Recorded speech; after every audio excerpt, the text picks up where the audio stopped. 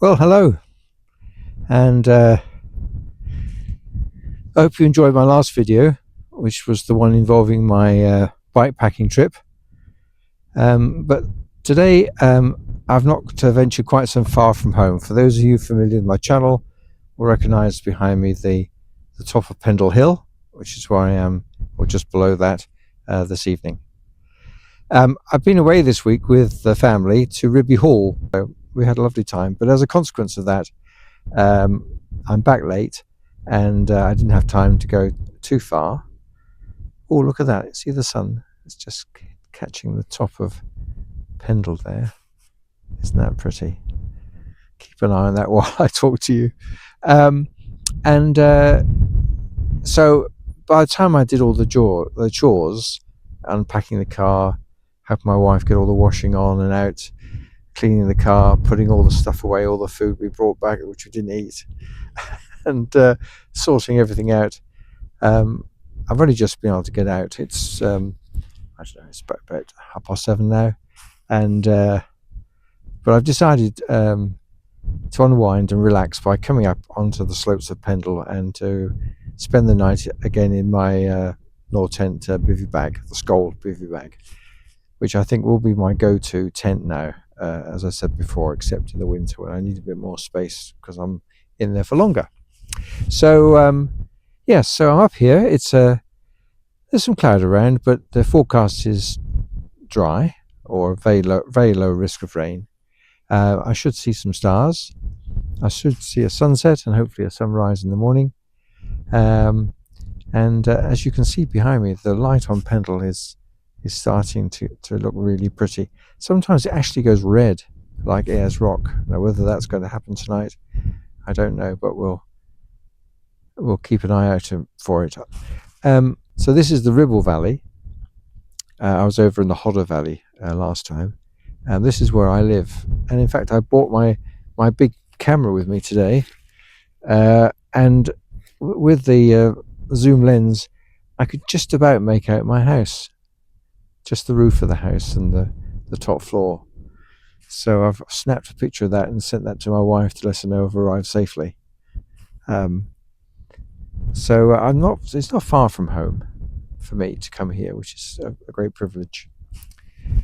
Yeah, so that's where I am. That's how I'm going to sleep tonight. And in a few minutes I shall get my jet boiler out and make myself the first drink of the evening.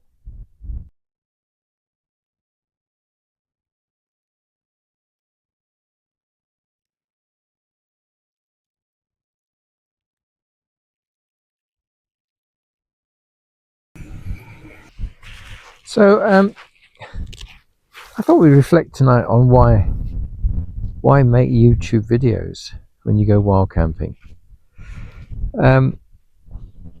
I think part of it's conditioning, because before you even go away for the very first time, when you're trying to work out whether it's something you want to do and what equipment you might need, you tend to watch loads of YouTube videos, and you see loads of people doing what I'm doing tonight, or going up a hill somewhere and demonstrating their ability to wild camp, sharing tips and equipment choices and so on.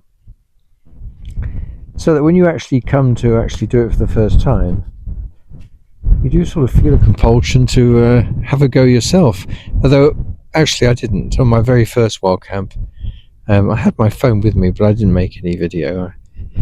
I think I was so nervous about everything working and not being told to move on and all that sort of stuff. I sort of focused very much on the task at hand and really didn't have any mind space for creative photography.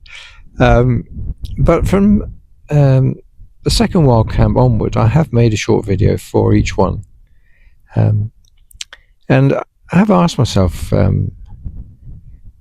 as sort of a bit of an introvert, what the hell am I doing making videos and sharing them with literally hundreds of people, when I've actually come up here for a bit of privacy? There's a sort of strange irony to the fact. But I think there are a lot of reasons actually why I quite like making the videos. I mean, it is something to do. I mean, it does give some sort of creative purpose to the trip. When you start to make these things, you realise you actually have to put quite a bit of thought into it to create something coherent.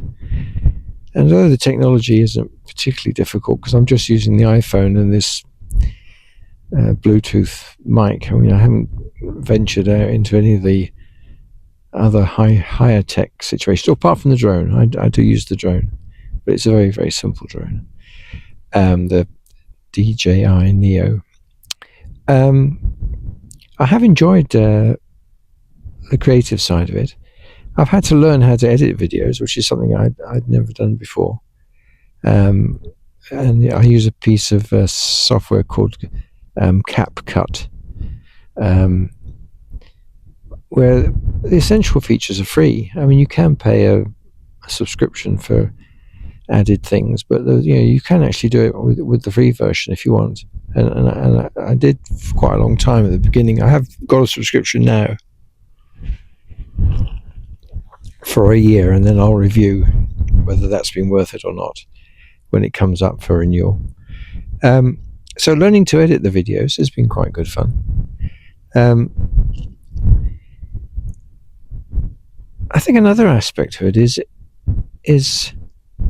I think I said in one of the few short videos I made, at 71, I do occasionally get these rather sort of haunting feelings I'm in the last chapters of my life. So I thought it might be nice, just for posterity reasons, to record who I am now. Because who knows what's around the corner. And if I don't do it now, it may one day be too late. So I hope my YouTube videos remain up and available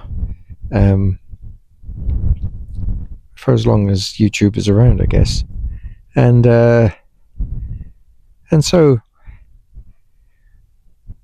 either one day when I'm not the man I am now, or perhaps I'm not even here, my kids and my grandchildren can go back and watch a video of me when I was still active and had my marbles and all the other expressions which you use to describe one's state of health, and that will help them remember who I am now. So so posterity, that's another reason to do this, I think. It also has probably driven me to bring in the changes. I mean, as I said before, I've had about 5 different tents and 2 or 3 different cook sets and various other bits of equipment. And to make the videos interesting, I've expanded into going out with the bike as well, which was actually always part of the plan anyway. But it does sort of push you to try new things, so that the videos are interesting and refreshed and different each time for the people who view your channel. I mean, I've only got 85 subscribers. I mean, it's small beer really, but normally within a few weeks about 300 people have watched each of my videos, certainly the more recent ones. And I used to run a film club in my village for about 60 people who came once a month to watch a film. So, I mean, this is a derivative of that, where you're not watching a DVD I've bought at Amazon, you're watching my own content. But it's going to almost the same number of subscribers as I used to have members of my film club. So that seems like enough people to make it worthwhile. I think if I had 0 views, no likes, no comments, and maybe 2 subscribers, I'd probably realise that this wasn't something that I was any good at and would probably have given up. So for those of you who do subscribe, thank you very much. You've encouraged me to carry on. And as I said to you, I've tried to find a niche in this wild camping lark, because I was overwhelmed by the number of people that were going up far higher mountains and doing far more potentially treacherous trips than I would dream of. I mean, and I was worried that might put people off wild camping. You can't. I mean, you need to be sensible, but you can wild camp successfully and enjoyably without putting your life in peril. And there is a sort of gentle wild camping. The wild is not about the way you behave. It's about sleeping out in the wild, in the countryside. And I was a bit concerned some of those videos might put people off, or they felt there was no way they could do that because it involved climbing thousands of feet and walking for 10, 15 miles and carrying huge amounts of stuff on their back, and people would say, well, I can't do that. Well, that isn't necessary. If you're a canny buyer, you can get your pack weight down to about 10 kilos, and there are plenty of really nice places to go wild camping, which are only half an hour's walk away from the car. And if you go down the bivvy route like I have, you could potentially make that even less, because you don't need to get so high to achieve the privacy you need to avoid giving anyone upsetting anybody by staying overnight on their land. Anyway, so that's my reflections for this trip. Why I started making YouTube videos. I do really appreciate the comments, good and bad. I mean, if it's something I can do to make these videos better, or if there's some aspect of these videos that you really like and wish I did more of, then let me know, and I will adjust my style to meet the needs of the customer. That's the ethos I was brought in, so yes. Any suggestions you've got, please, if you've got the time, just drop me a line through the comment section, and I will reply, and hopefully you'll see any suggestions incorporated in future videos. Right, well, I'm just going to stop talking now. Just going to enjoy the view and finish my coffee. Thank you ever so much again for joining me on my wild camp.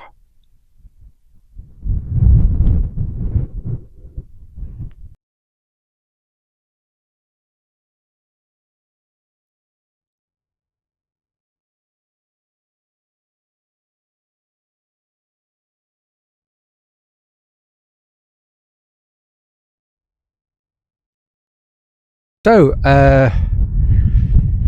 it's starting to get dark now, and so I've put my bivvy up. There it is, and you can see the blue mattress, my sleeping bag on top, and then in there I've got my electronics, my hat, my pillow, a towel in case I have to dry things off in the morning on the outside. And as you can see, I've zipped back the waterproof covering to reveal the black netting underneath, and that's where I will sleep away from any creepy crawlies and bugs tonight. But I can easily open it at any time during the night to take a photograph, or indeed before I go to sleep I can just sit up with it open and enjoy the last rays of the sun. So that's the Nor Tent Skull bivvy, which I'm really pleased with. Hoops at either end. As you can see, it lifts the bivvy material off your sleeping bag, so that's able to puff up nice and keep you warm. And you haven't got the pressure of the fabric on your legs, which was a real advantage over the previous one I had. And then guy ropes either end, and just pegged out there in the grass, ready for hopefully a good night's sleep. I'll just come around. You can see that nice little cairn there where I am, and there's the what's left of the sunset. I didn't really see the sun go below the horizon tonight, but I have taken some photographs while it was looking really pretty. But that's the final scene, and as I always say, it's actually quite dark there, although this phone is very cleverly able to make it look a lot lighter than it actually is. So there we go. That's my nighttime scene, and hopefully we'll have a very peaceful and restful night in my little bivvy under the shadow of Pendle Hill, and I'll see you in the morning.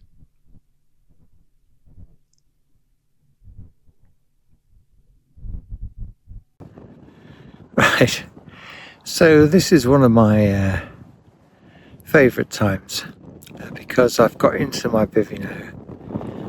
I'm in my sleeping bag, I've got my pillow blown up, I've got all the bits and bobs I might need for the night above my head here, within reach, and I've just unzipped the netting, so I'm going to have one last look out at the setting sun. I'm actually toasty warm now inside my blanket, and when I finish watching the sunset I can zip up the net. It has two zips which come from either side into the middle, so that's quite good. So you can have a little peep out during the night if you want to, by just pulling those two zips apart, if you know, see what I mean. And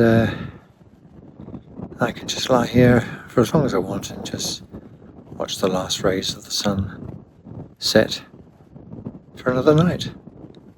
So all being well, I'll see you in the morning. Good night.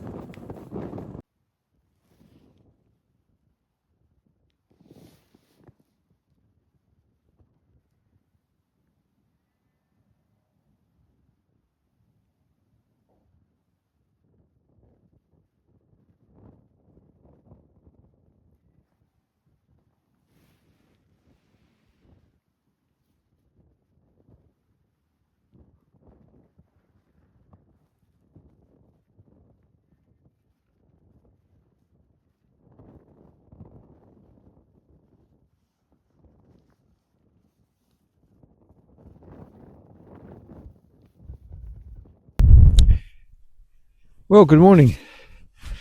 There's my bivvy after a good night's sleep, and the view looking to the east. I think the sun's just about to start to shine above those clouds, and it's time for me to get packed away and head home.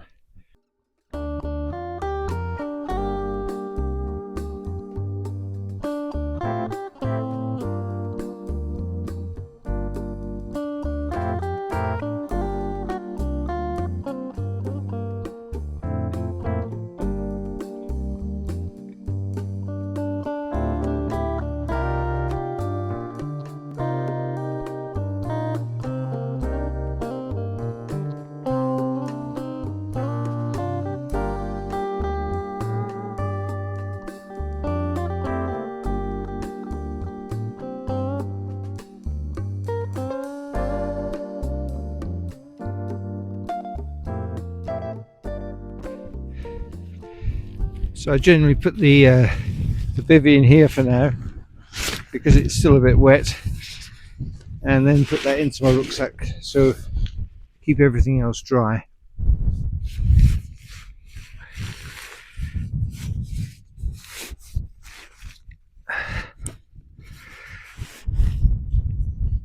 There we go.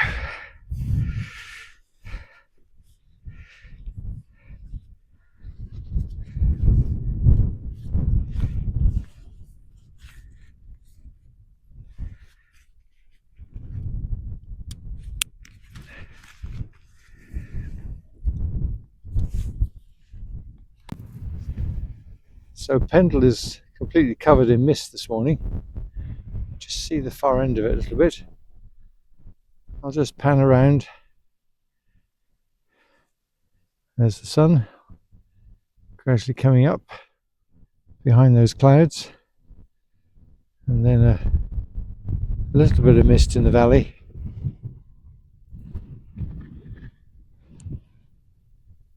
There we go, there's the morning view.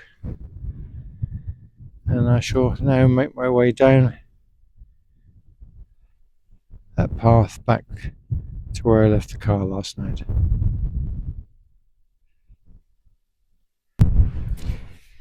Well, that's it. I'm all packed away now, and it's time to head back to the car. The mist on top of Pendle is gradually coming towards me, so I'm not going to hang around. I'll make my way down where I can still see quite clearly where I'm going. Behind me you can see the rising sun behind those clouds, unfortunately today, but there it is.